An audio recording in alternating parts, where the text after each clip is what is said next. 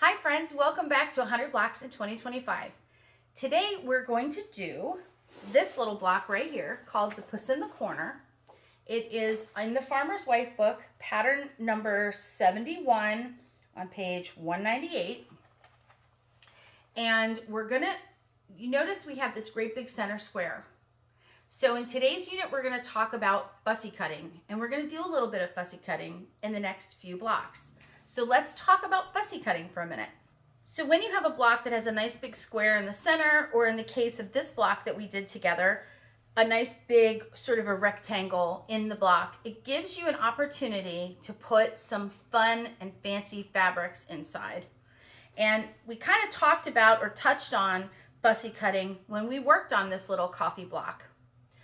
So with this block, what I had is a couple of pieces of leftover fabric from a salesman's sample, and they look like this. You can see I have cut them off the card at the top, and it's been pinked all the way around the outside to keep it from fraying while I was taking it around and showing this fabric for sale. And here's another version of that same piece. So in my salesman samples, I wound up with a few pieces of this fabric. So a couple things to note. You'll see how the fabric was just cut. This is what we'd call sort of a tossed design, although it is directional. And directional being it's got words on it, and those words are only read from one angle. The pot and the cup and the woman, they're all facing the same direction.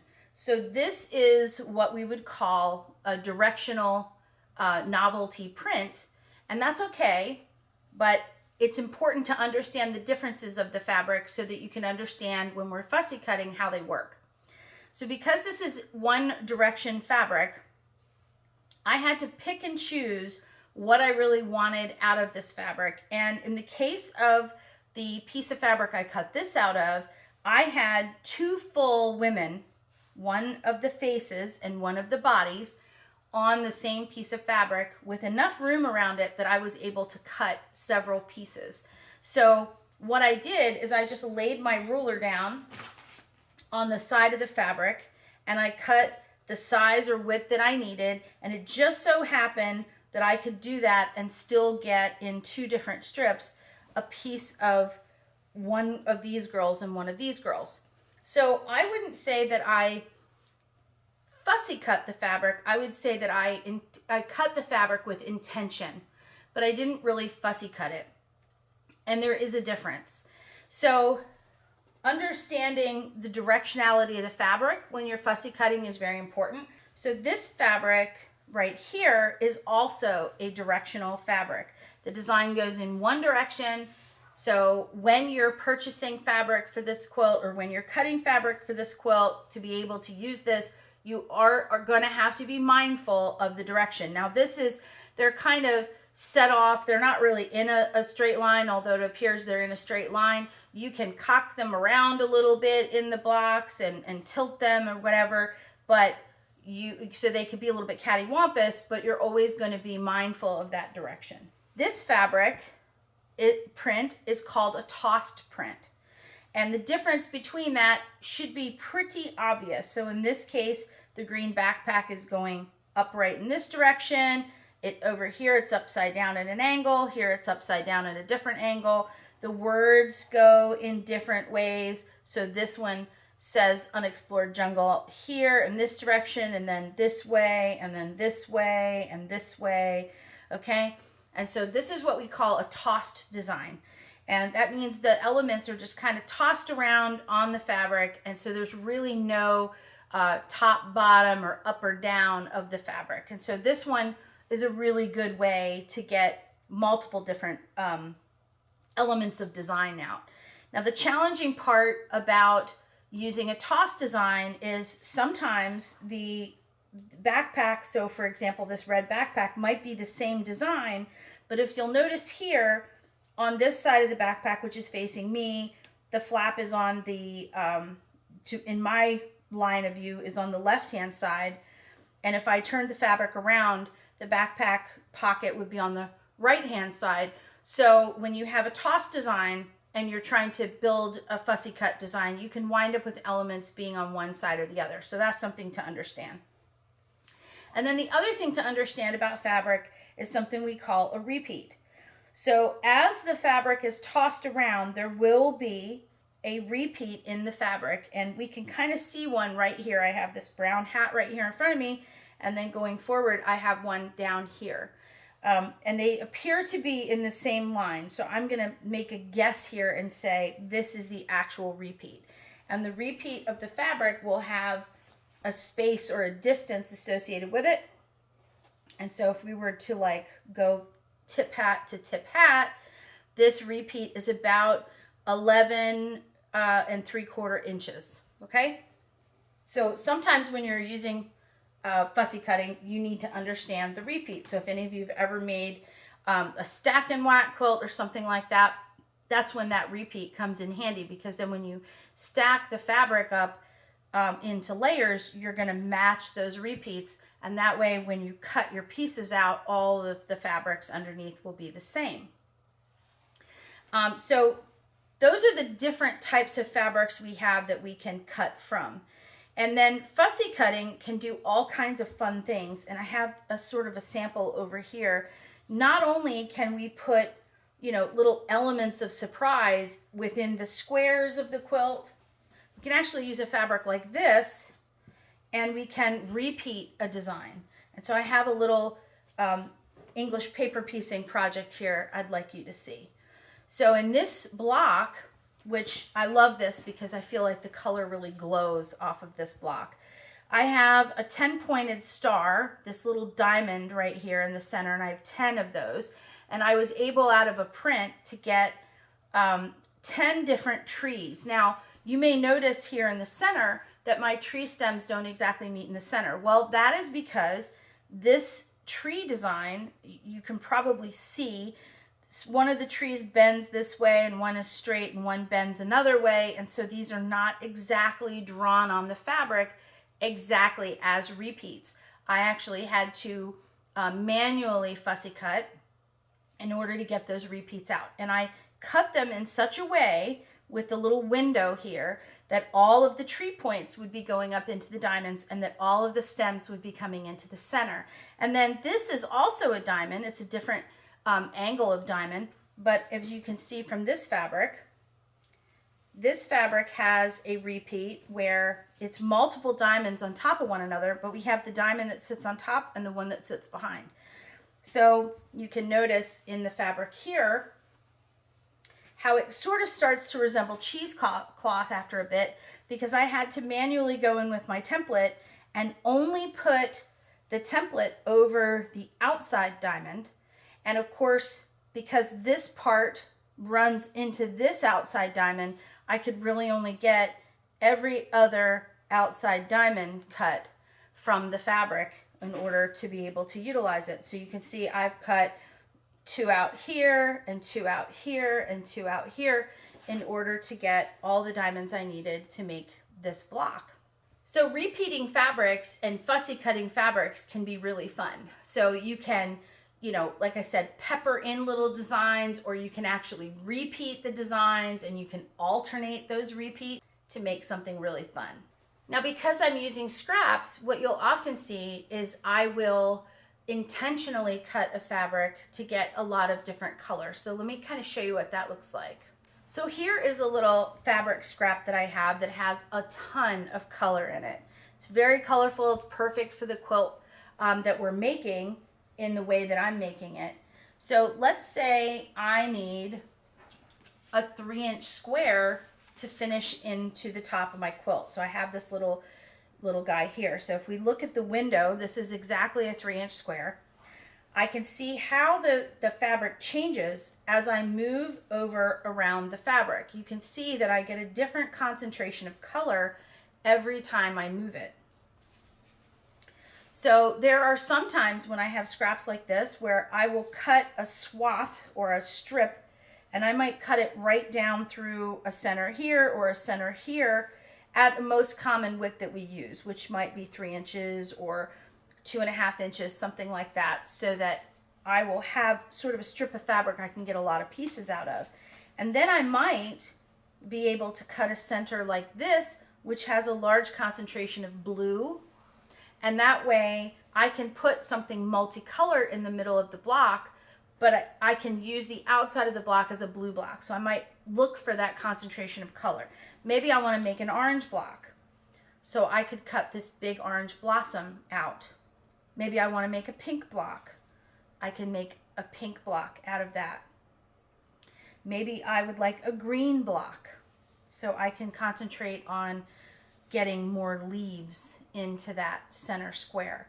And I get a little bit of visual interest, but I'm also popping that color out. So having a little tool like this is very helpful if you want to intentionally cut your fabric, or even if you want to fussy cut that center flower. Having a little piece of paper like this is very handy. And I would recommend having two. And I just cut these out of colored paper. This is just like, you could do it out of construction paper or colored cardstock if you want to keep it around. These are just colored sheets of paper. And I have two of them. So for a 3-inch square, I have one that's cut in the center that's a 3-inch square, but I also have one that's a 3.5-inch square. And this one's just as important because let's go back and look at the fabric again. Let's say I want to get a 3.5-inch square and I want it to have this beautiful blossom right in the center of it. I already see a problem because right here is the edge of my fabric. So having a fabric square that is the size that you need to cut in order to get your design out is very handy, because if I were to lay this blossom right in the center of my 3.5-inch square in order to be able to get it to work, which it kind of is right now, I'm missing about 1/4 of an inch of fabric here on the bottom. So I need to be aware that my square probably needs to be cut there, which is going to make that little blossom not be in the center of the quilt.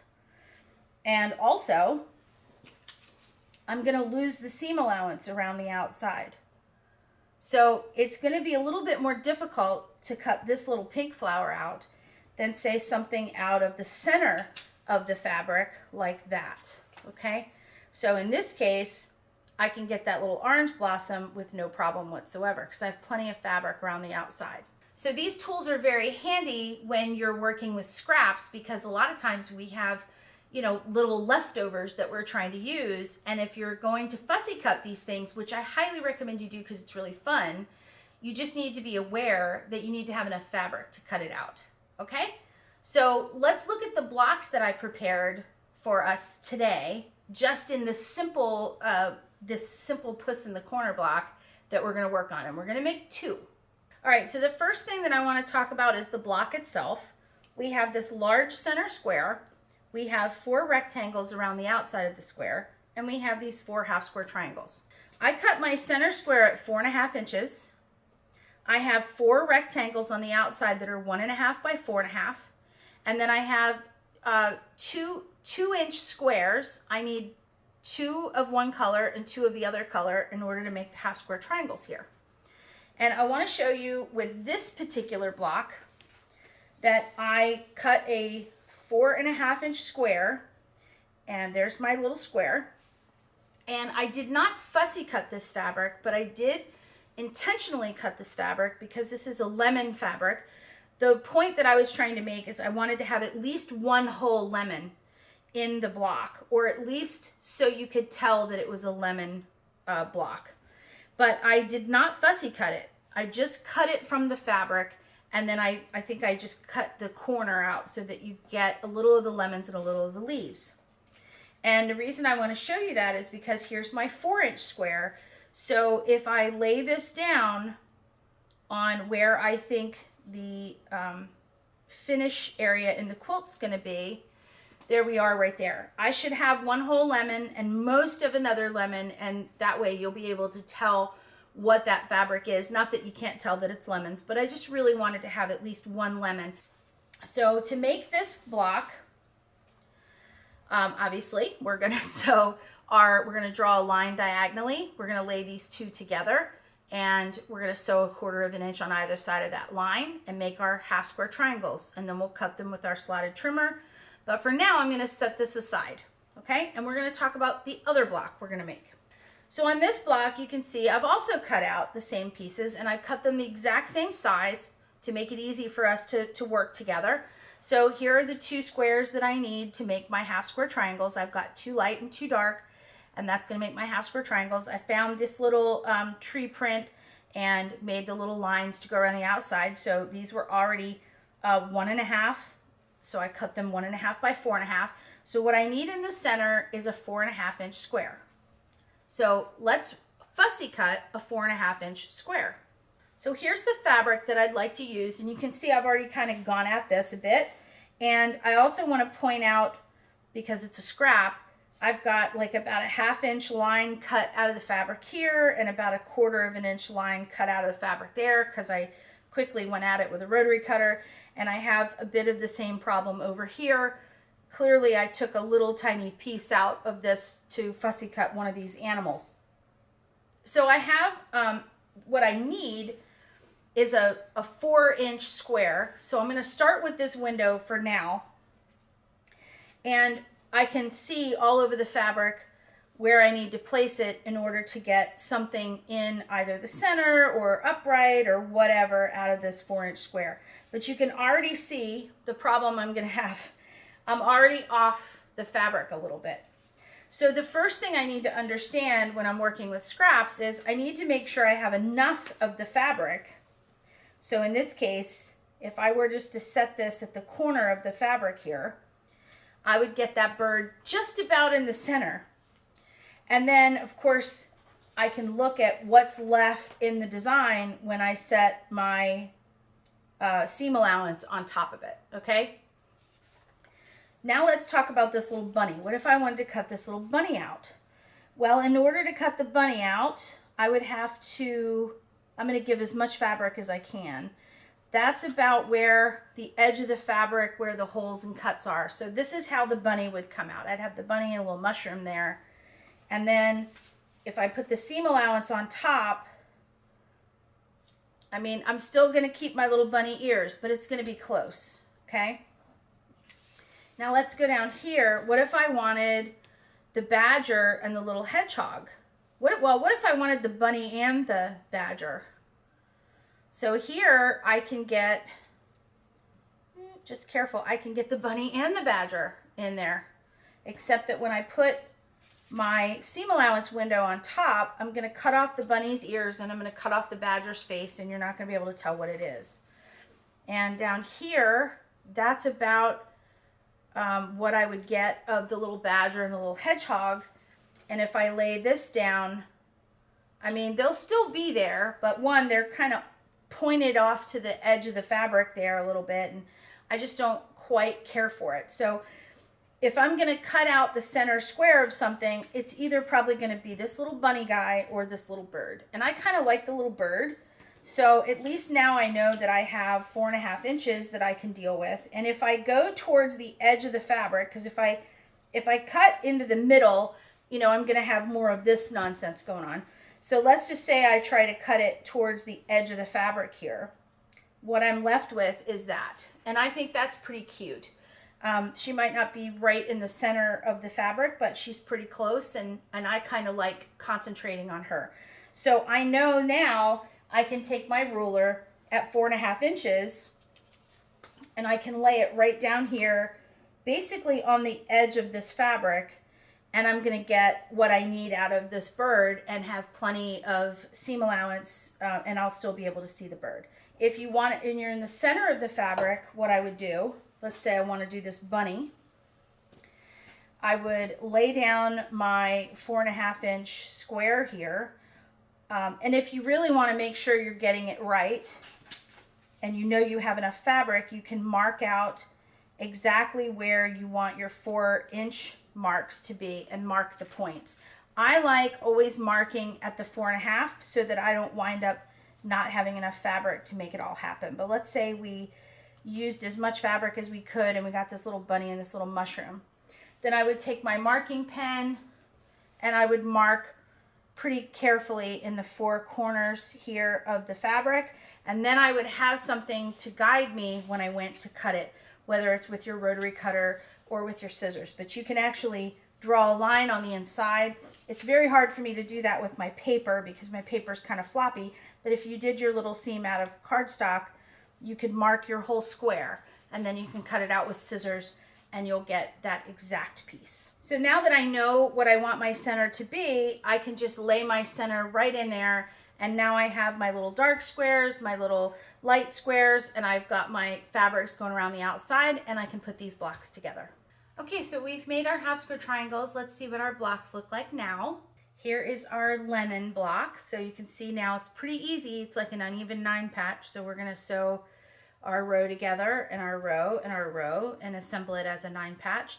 And that's our lemon block. And then this is what our fussy cut block looks like, which has our bird in the center and our little points on the outside. And I think you may notice this fabric has been in this quilt before. It is, ooh, it's in our blue block. There it is, right there. I've got an owl. So that one little section of the fabric that's left, I actually wound up cutting a strip off of it, and from that strip I was able to get that little owl and that mushroom. So he appears, this fabric appears over and over again in our blue row. So I don't want to tear up the fabric because I might want to come back and cut another animal out of it. So now that we have our layouts done for our 2 blocks, let's finish them up. All right, gang, so here is our Puss in the Corner block. And let's look at our lemon version. Check it out. It turned out really great. We've got our yellow around the outside, we got our little lemons, and we got our little pop of green color there that mimics the leaves inside. And then let's see our other one we have with our little fussy cut birds. We have our little bird right there in the center with the little cloud, and we got some flowers, and it turned out just great. So I hope you enjoyed this video on fussy cutting. And coming up, we're going to be doing a little bit more fussy cutting, or at least I'm going to be doing a little bit more fussy cutting. I hope you enjoy the video. And I hope you're making more blocks. And I hope you find me on the web at cabinquilters.com.